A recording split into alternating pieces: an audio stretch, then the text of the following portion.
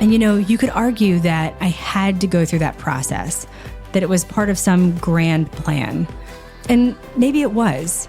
But did I need to put myself and my marriage through absolute hell to learn whatever lessons I needed to learn?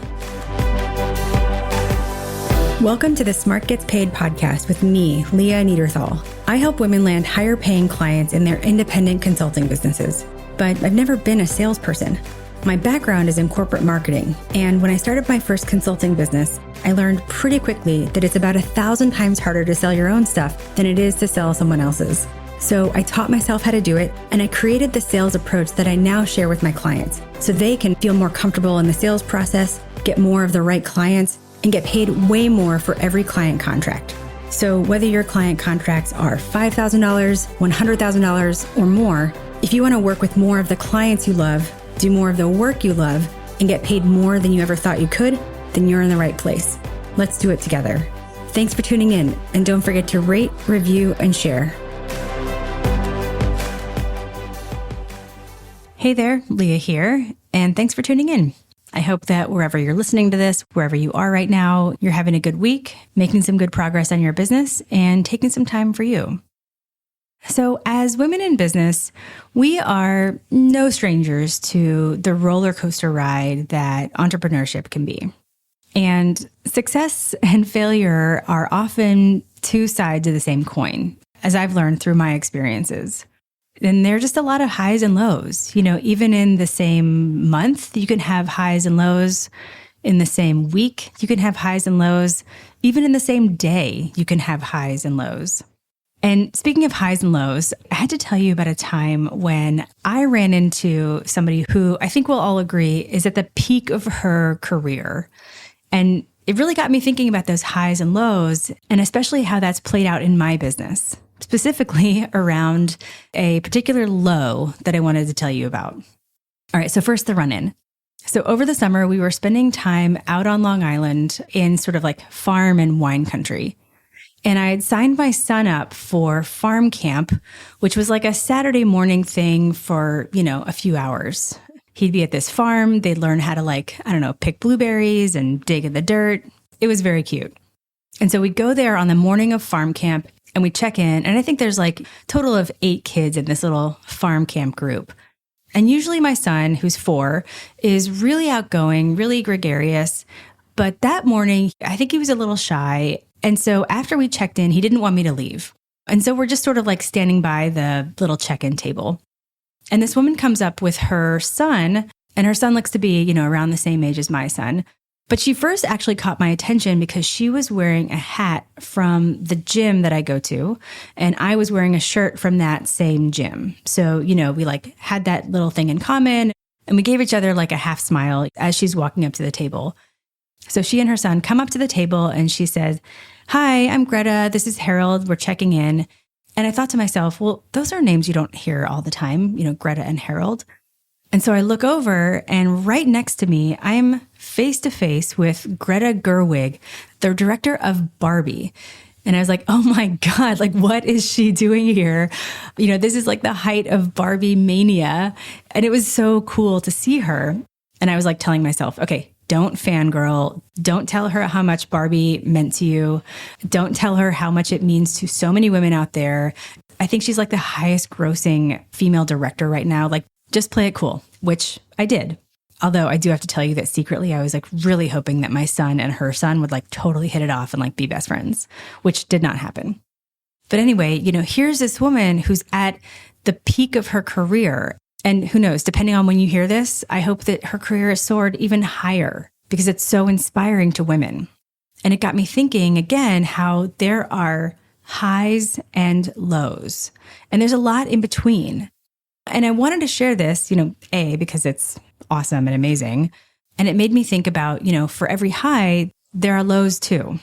And thinking back to an especially challenging time in my business. And I wanted to share it with you about, what happened, why it was so bad. But even more than that, I wanted to share what I learned from it so that hopefully you can apply it to your business and avoid facing some of the same challenges.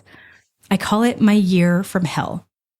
So it was a few years ago. And just to set the scene, I'd been running my business for about 5 years at that time. I had taken my one-on-one coaching and had turned it at that point into 2 programs, one called Signed and one called Pack Your Pipeline. And I had gotten myself into this rhythm in my business where I was like hopscotching between Signed and Pack Your Pipeline. And every time I was going to fill one of those programs, I'd have to do a major, intense promotional period. In the coaching world, we'd call that a launch. And I do anywhere from like 6 to 8 launches in a year. And I was just burning myself out big time. If you want to hear more about the gory details of that, I talk about that in episode 58. So I was stuck in this cycle and I didn't know how to get out of it. And so my business kind of hit this plateau. And I was looking for something to help me increase my revenue without burning myself out like I had been doing those 6 to 8 major launches every year. So I had an intake call with a coach that I was considering working with, somebody I'd been following for a while, and I knew their stuff was good. And I thought, maybe this is the time. I had a couple calls with someone on their team. And in those calls, we talked about, where I am now, where I want to be, and why I wanted to grow my business. But, ultimately, I ended up not joining. Instead, I hired a marketing agency that worked with big name coaches. And these guys worked with some really big names, like huge. The agency was really expensive, like seriously expensive. But I thought, if they can do good things for these other big name coaches, then they can do the same thing for me. And I also dove into learning on my own because I was like, between me and this agency, we can figure this out, right? But things didn't really work out that way. The agency did a lot of things, but those things didn't translate into actual revenue. I poured a ton of money into that agency and it just didn't work. And after several months, I ended up firing the agency. And when I say I lost a ton of money, like this agency was expensive, I mean, there were months where, I'm not exaggerating, after paying my team members, I contributed like $0 into my family. As you might expect, it put a major strain on my family and a major strain on my marriage. I cried a lot during that year. So several months later, after I fired the agency, I still had no plan for how to actually turn my business around. So I reached out to that same coach again, and I got on another call with one of their team members. Again, in those calls, she asked me questions about, where I am now, where I wanted to be, and why I wanted to grow my business. And towards the end of that call, she said, so I'm looking at my notes, and you might not realize it, but you and I actually talked before. It was a year ago yesterday. And I was like, I'm sorry, what? Like, of course, I remember having that call, but I had no idea it was a year ago, almost to the day. And then she goes, so in that call, I'm looking at my notes, in that call, you said you were at certain dollar amount per month and you wanted to go to new dollar amount per month. And the reason why is because you wanted to spend more time with your 1-year-old son. And she continued on. And today you said you were at exact same dollar amount and you wanted to go to exact same new dollar amount. And the reason why is because you wanted to spend more time with your 2-year-old son.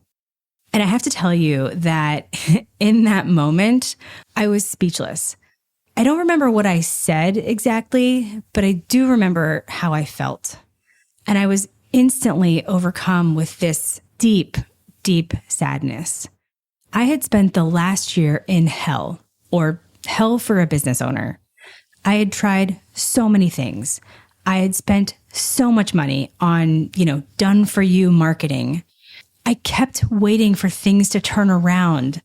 I had put my wife through absolute hell also.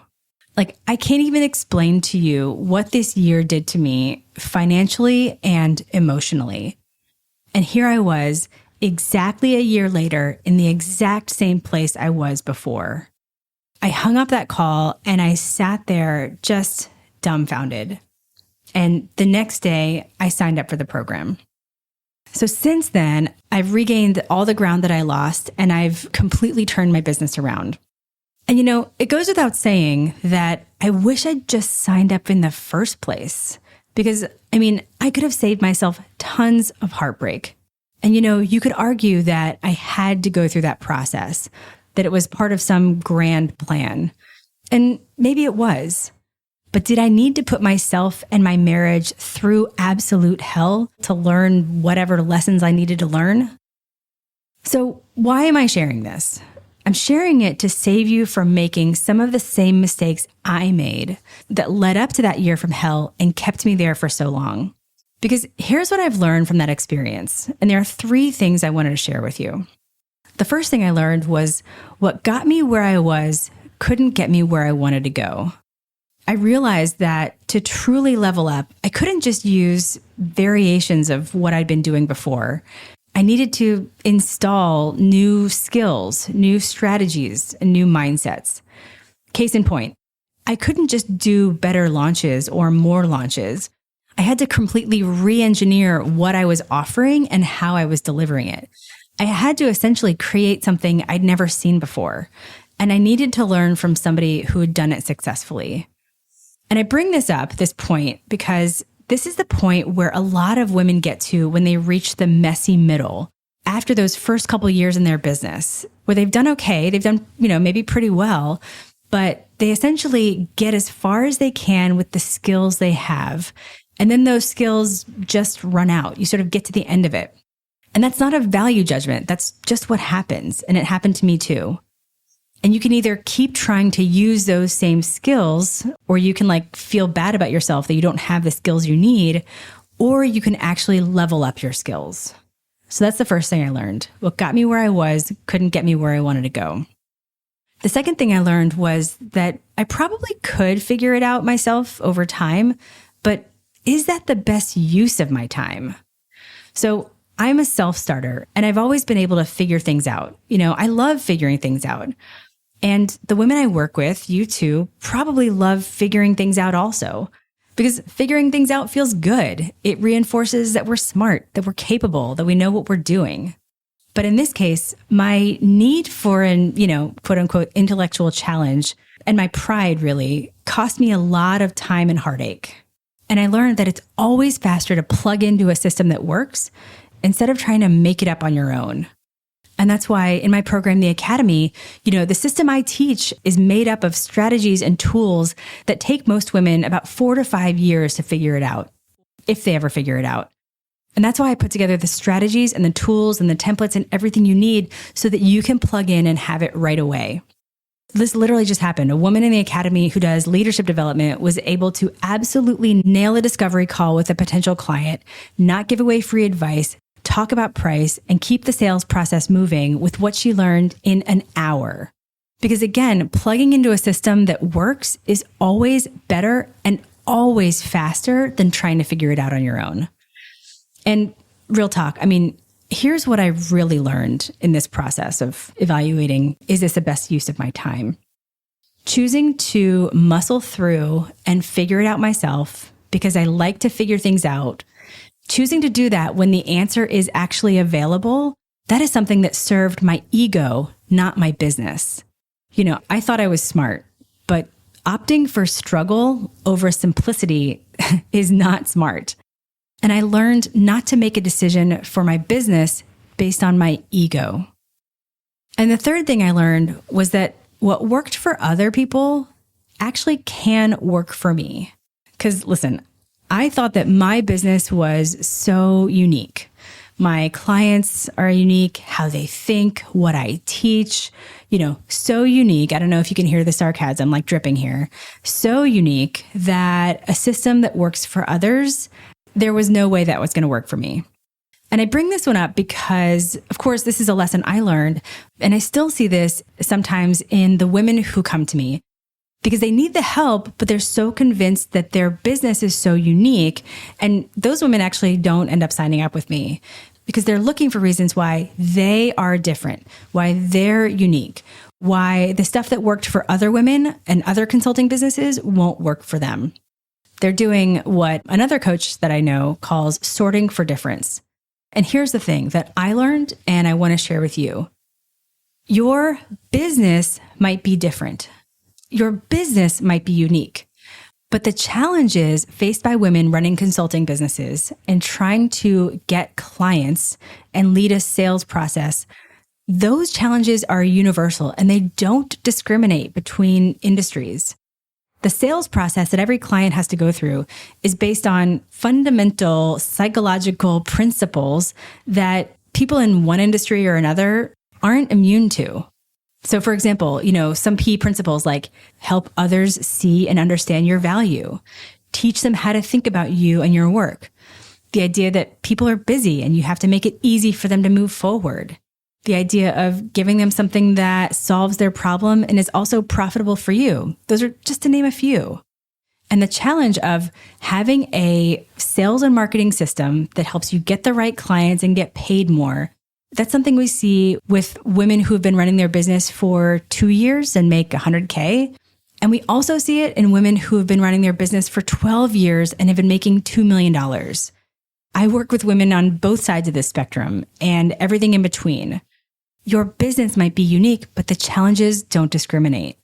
And the way this played out for me was once I started thinking about why something will work for me instead of why it won't work for me, I mean, guess what? It started working. And with the women I work with, it's the same thing. So that's what I learned from my year from hell. Number one, what got me where I was couldn't get me where I wanted to go. When you simply get to the end of the skills you have, it's time to level up. Number two, I could figure it out over time, but when you're a business owner, that's actually not the best use of your time. You can try to figure it out over the next, 4 or 5 years, or you can plug in and have the system tomorrow. I thought I was smart, but opting for struggle over simplicity is not smart at all. Don't let your ego make a decision for your business. And third, what worked for others can work for me. If you spend your time focusing on why something won't work for you, it will absolutely become a self-fulfilling prophecy. But once you start thinking about why it will work instead of why it won't, it actually starts working. So hopefully something I've shared here will help you in your business. Listen, not every year is the best year ever. And also, not every year is a year from hell. Most years are a mix of highs and lows. I mean, even Greta Gerwig, who's riding high in her career, she probably has some shit days too. And there are sides of her fame and her success and how that's affecting her that we'll never know. And if we just have more highs and lows, then we're doing pretty well. About 10 years ago, when I was also in a low place, but for a different reason, I came across a quote that really stuck with me. It's by Zora Neale Hurston in her book, Their Eyes Were Watching God. And it goes, there are years that ask questions and years that answer. I'll say it again. There are years that ask questions and years that answer. For me, the year that I talked about here, this year from hell, that was a year that asked a lot of questions. The next year, once I took action, became a year that answered. And it's been upwards ever since. And so for you, as you're listening to this, you've gotten yourself to this point. You've done well on your own. And to get to the next level in your consulting business, imagine what would happen if you had an actual sales and marketing strategy. So many women consultants out there are spending so many years asking questions, thinking about doing things instead of actually doing them. And this might be you too, and where you are right now. And if you've been asking questions, what if this year is the year that answers?